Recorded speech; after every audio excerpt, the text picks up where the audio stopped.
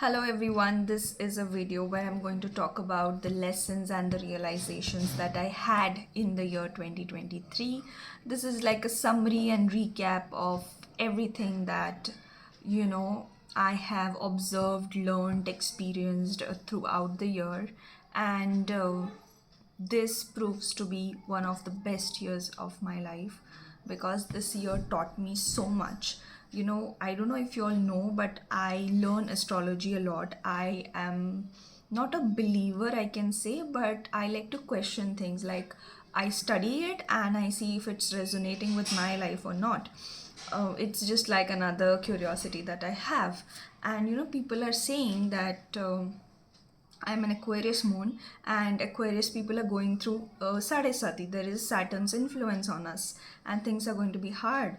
I mean, if Sadesati time teaches you so much, let the whole life be like that, and I'm fine with it. The only issue that I struggled this year was my health, and I wish to work better at it.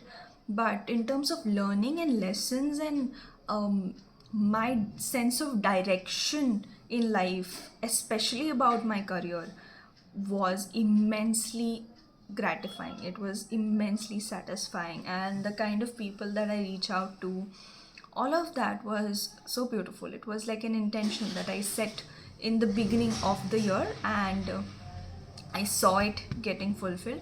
So it was very, very fulfilling as a year for me. And it is not ending at a fulfilling note. It is creating a desire inside of me that you have not done enough and you need to do more, which is okay as an ambitious person to have. But yeah, it's not just taking me allowing me to take a pause and just look back at it and say wow. Even if it was wow, something inside of me is saying you need to do more, which is fine. I am listening to all the voices in my head nowadays and more of in the observant mode, because I am excited what 2024 has in store for me. So, talking about the lessons, the first lesson that I learned in the year 2023 was that you don't always have to be the strongest person or the know it all person in the room. You can always approach people, depend on people, actually collaborate with each other, and do things in a better way. I have always been a person who likes to depend on myself and just be in my shell and not.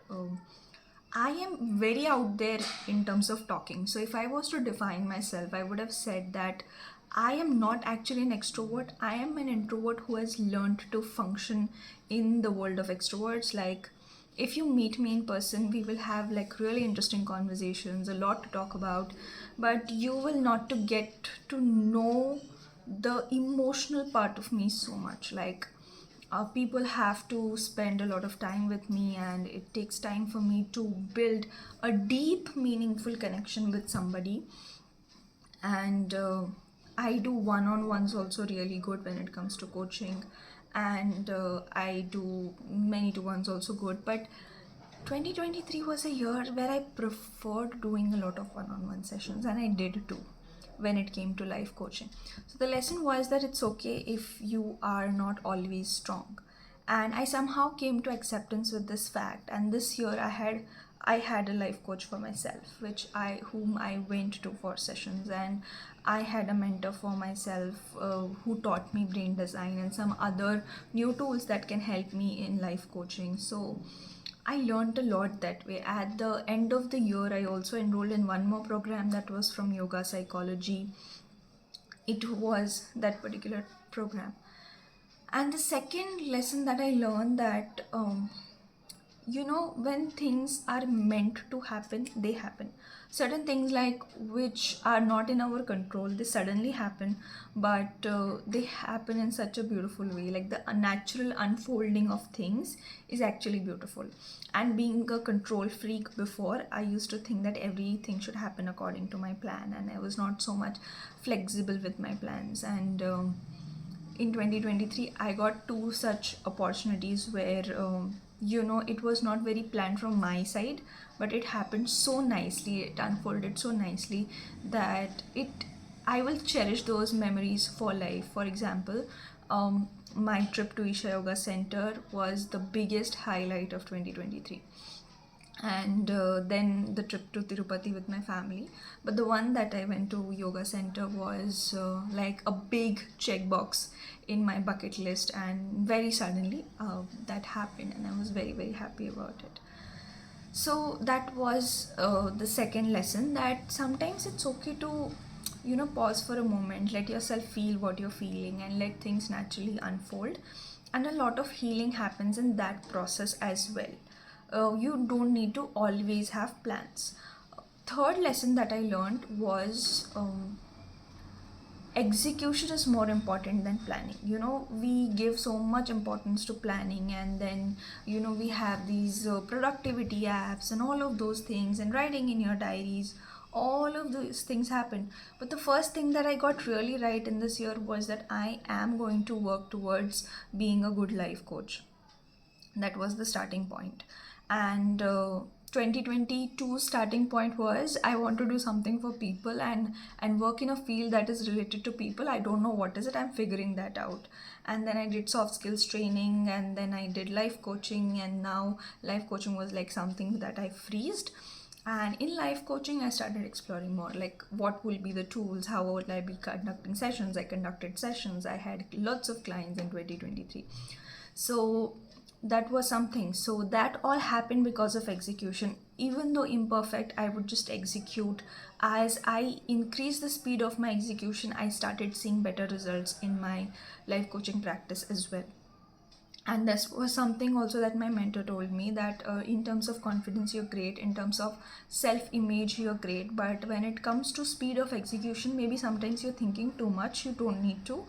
And you can learn from your failures all the time. So the lesson to complete is that execution is more important than planning, and fail fast.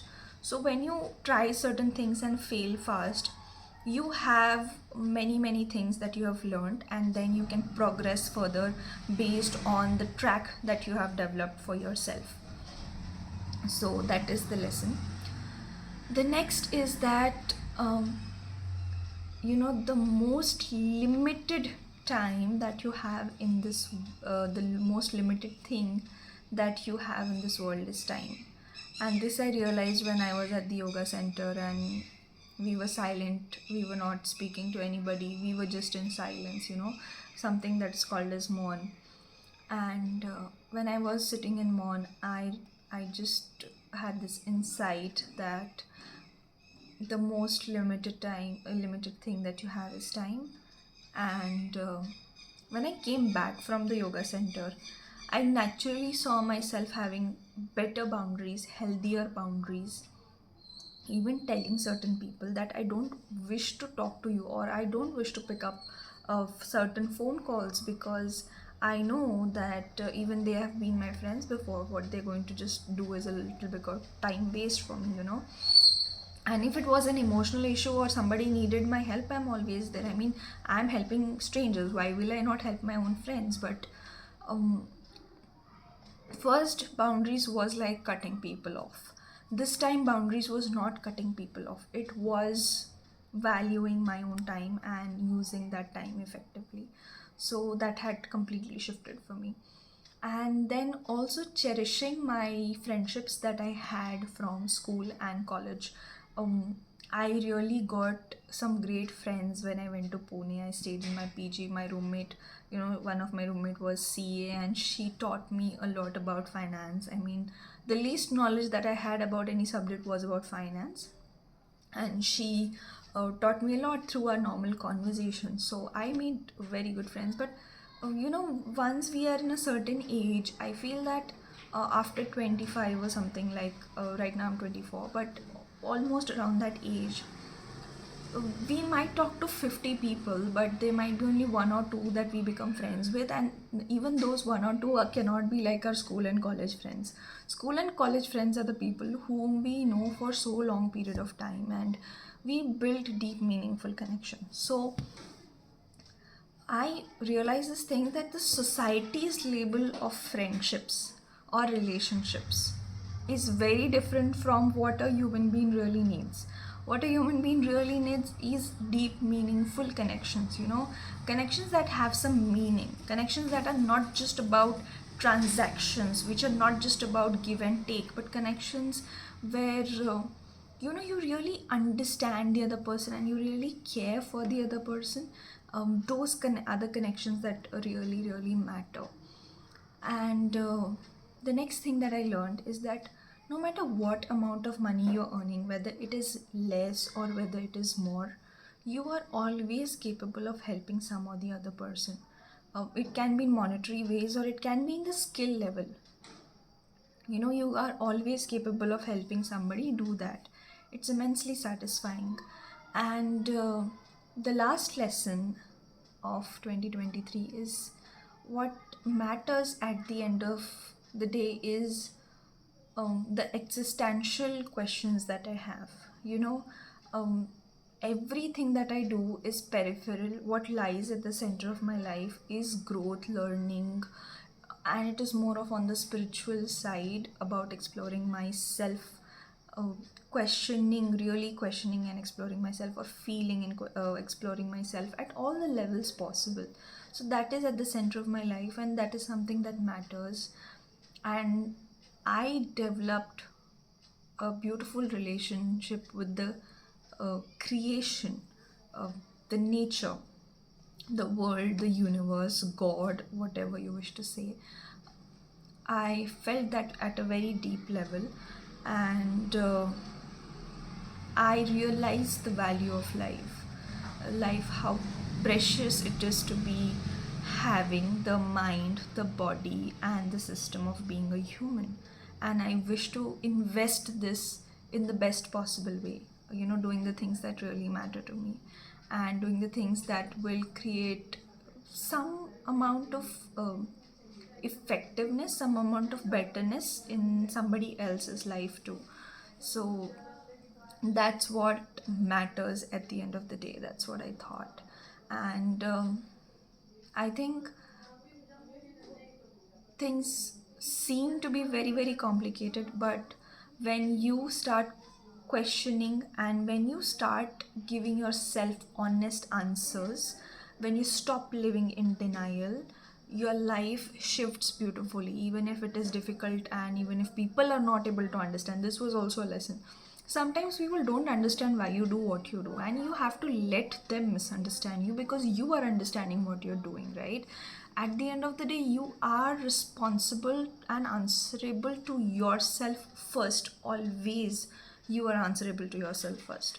So you have to let people misunderstand you, especially when your vision is very, very clear. You know how these things matter to you in the longer run of 10 years and 15 years, and that is how you can let go of short term gratifications, some cheap dopamine things that can give you, and this is how you stop procrastination and all those issues that you have because you've not really figured out what matters to you. And to figure that out, you need immense honesty to yourself. And if you are a people pleaser, you always care about other people's opinions and all of those things. Figuring this out is difficult, so you need to do a lot of healing work that we do in the coaching sessions, and then your inner voice beautifully expresses itself. So that happens. And this gave me an inspiration to start my next social project, which is She Transforms. I was doing for all the women, but this time I have given it a completely different structure. So this is a holistic personal development program for young women who are doing a bachelor's degree in colleges. And the age criteria is that your age has to be from 17 to 23. And if you're interested in this program, you will find the registration link. It is completely free, and it is a 12-week program. Every Sunday we will be meeting, and there will be a topic of personal development, of healing, of mindfulness, productivity, everything that you require to build a strong foundation for your life. This is my vision, to create empowered spaces for women and I've started with creating She Transforms.